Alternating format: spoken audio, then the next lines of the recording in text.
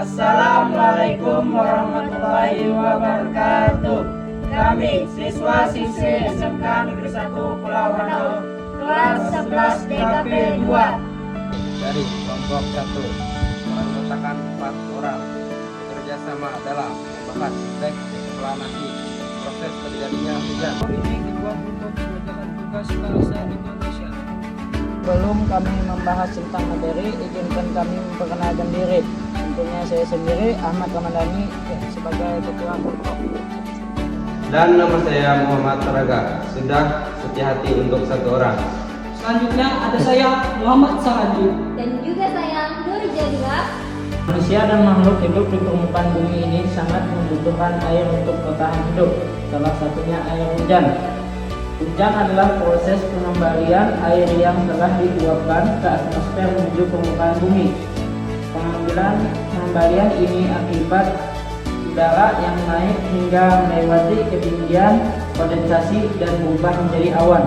Lalu bagaimana proses terjadinya hujan? Proses terjadinya hujan diawali dengan adanya panas matahari yang membuat air yang berada di permukaan bumi menguap. Proses ini disebut proses evaporasi. Ada juga yang namanya proses transpirasi. Proses penguapan air yang ada di tumbuhan. Namun penguapannya menghasilkan lebih sedikit. Selanjutnya uap-uap air atmosfer akan mengalami pengumpulan atau disebut kondensasi. Uap air akan berubah menjadi partikel es yang kecil.